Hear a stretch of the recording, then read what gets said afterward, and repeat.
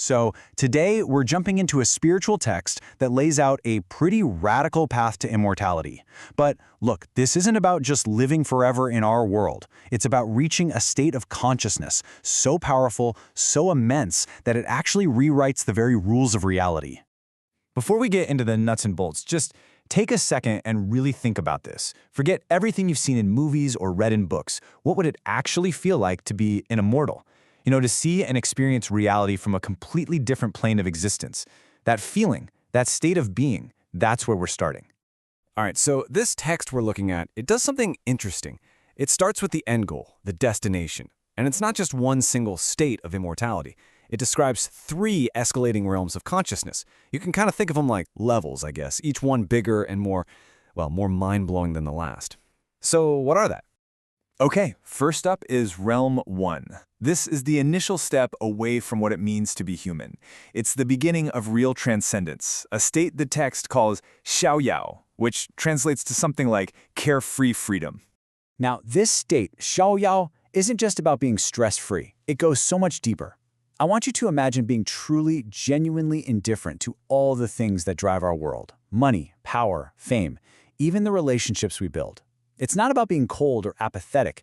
It's about reaching this state of pure freedom where you just exist effortlessly, moving in perfect sync with the flow of the universe.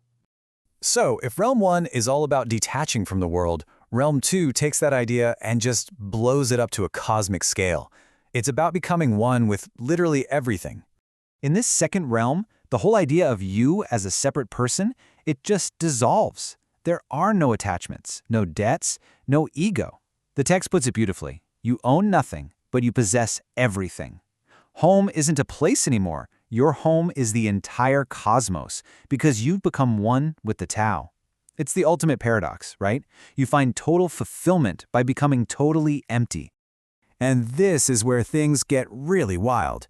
From that state of total oneness, we get to the final, most staggering state of being, and honestly, this one is pretty hard to wrap your head around. I mean, this is where you stop just transcending and you basically become a god. In Realm 3, an immortal's mind isn't just part of the universe anymore. It's bigger than the universe. It gains the power to shape reality, to create things from nothing. We're not talking small stuff. We're talking houses, animals, even entire worlds and solar systems, all created with just a thought. It's the power of creation itself. So, those are the destinations. Incredible, right? But how on earth does anyone get there? Well, the text is very clear on this, and here's the twist. The path to get there isn't about gaining more stuff, or more knowledge, or more power. No, it's a path of losing. It's about shedding everything that you are, and it's laid out in 3 very specific steps. The journey starts with transcending the mundane, rising above all the day-to-day worries. It ends with attaining emptiness, that dissolution of the self we just talked about in Realm 2. But it's that one in the middle, abandoned humanity. That's the real bombshell here. What does that even mean? So let's be super clear here. Abandon humanity does not mean becoming cruel or evil. Not at all. See, the way the text explains it is that we all have different natures inside us, right? A divine nature, an animal nature, and a human nature all mixed together. To become an immortal, you have to consciously choose to let go of the human one, with all its messy attachments and limitations, so you can fully embrace the immortal nature within. It's like completely reformatting your spiritual hard drive.